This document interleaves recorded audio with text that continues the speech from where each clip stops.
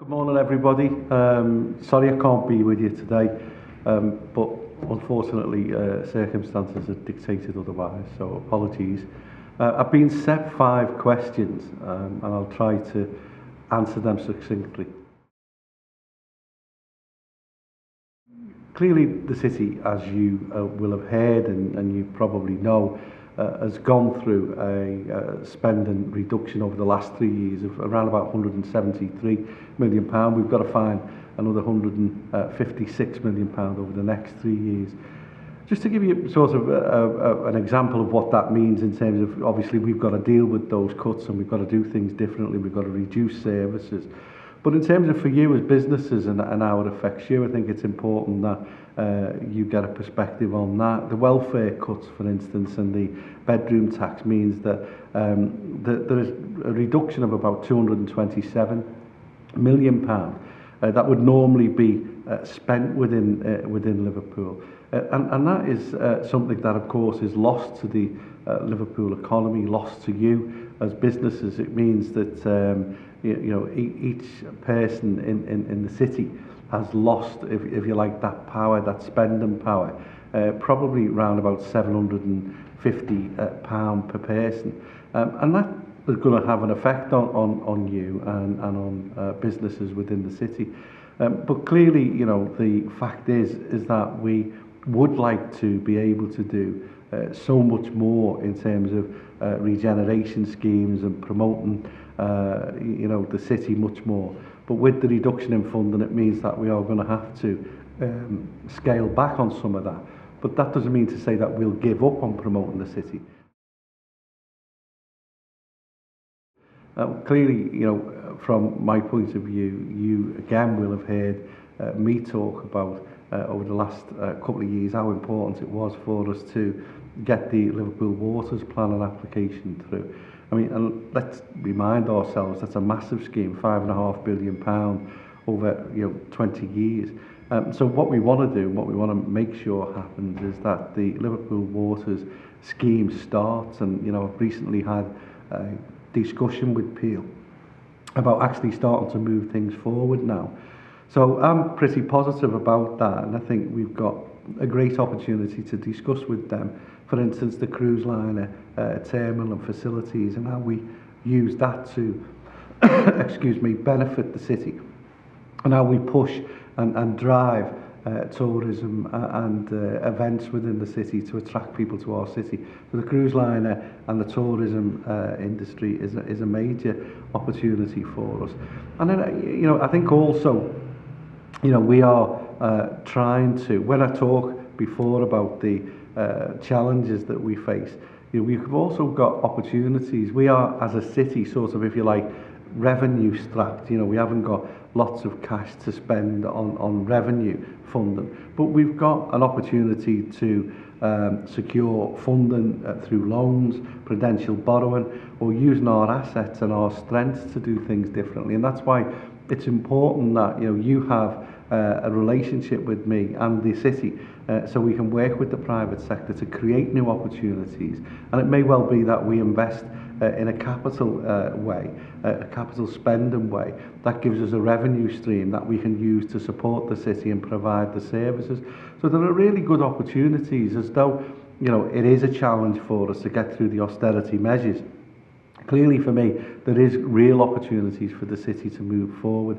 And you can see that in the way that we're doing things with local supply and local businesses, and hopefully encouraging people into employment and apprenticeships, and whether it's delivering on our school buildings programme or on our house building, but also trying to stimulate the economy. And we've done that in a number of ways, working with different companies over the year. And as I address you today, there's around about £973 million being spent in the city and in many different ways, which of course help generate the city, regenerate the city, and create jobs and employment. So for me, I'm not going to be downbeat about the prospects for the city. I think we've got a lot to look forward to. And, you know, we're working with the government. We're going to deliver a fantastic International Festival of Business next year. And it means to me that, you know, the city once again raises its profile and showcases itself as a world-class city and a place to invest and to live in.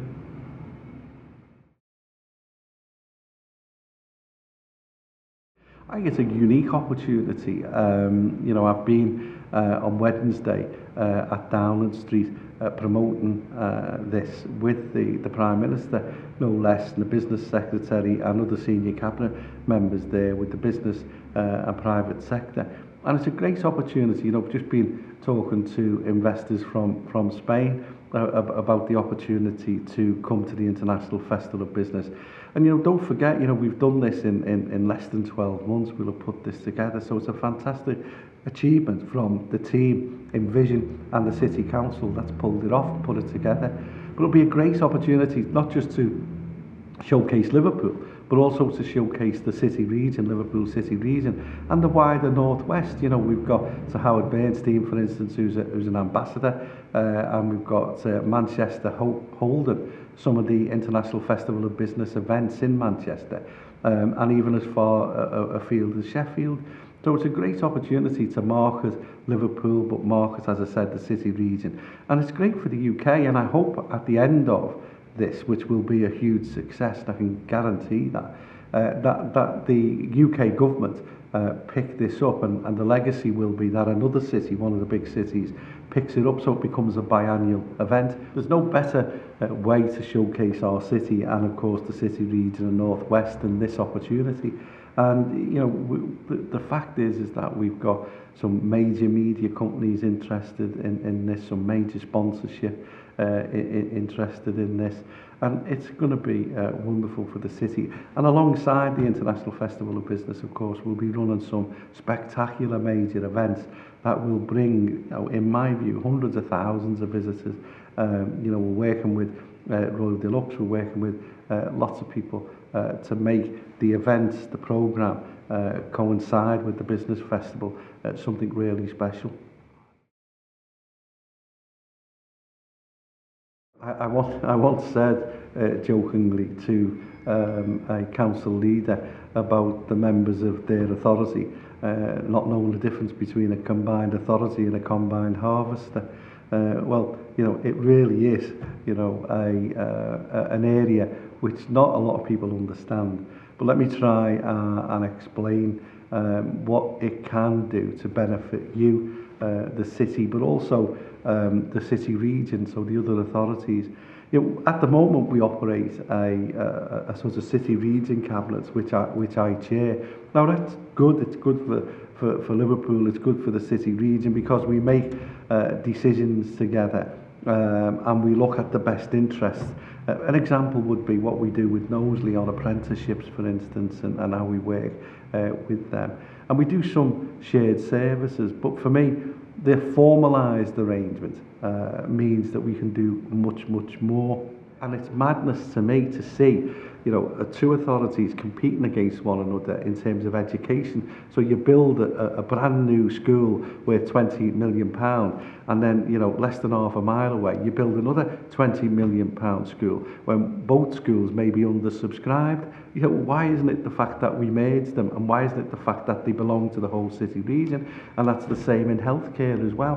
Why is it that each area wants to have its own hospital when we can have specialist units of specialists, you know, run by and you know, talked to by clinicians? That's exactly what they want. They want to grow areas of real expertise, real quality that the people of the city want, rather than people parochially grabbing hold of things and saying we want to keep hold of it. It's important for the whole city region that we create growth. We absolutely get more jobs into the city region, more homes, more housing, more quality healthcare and education.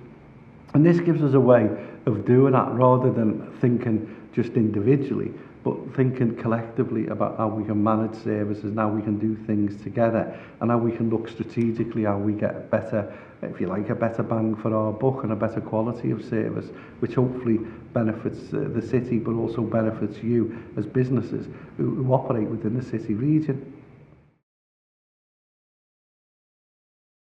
Metro Mayor, speaking for the city region, with that powerful mandate, decided not by a group of council leaders or by councillors, but by the people themselves, representing the people themselves, is a real powerful, it's a subtle difference, but a real powerful one.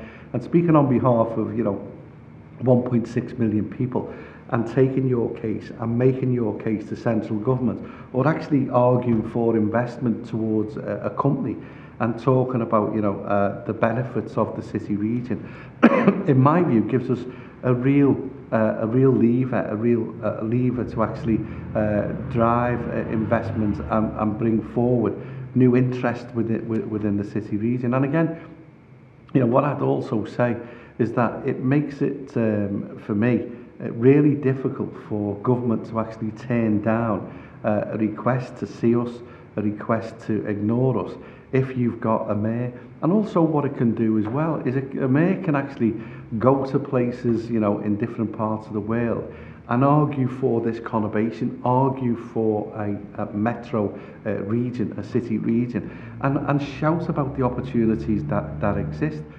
So I'm passionate about the opportunity that a regional mayor, a metro mayor, could bring to this area, and bring in terms of jobs and prospects and investments. And if it's good enough for other parts of the world, and it's good enough for London, then it really is good enough for us. And I just feel really, and I've never said this before, but I really feel that politics gets in the way of achieving this. And I personally myself don't care whether it was me or anybody else that was a Metro Mayor. The fact of the matter is, we need one, and we should have one, because it's the right thing to do.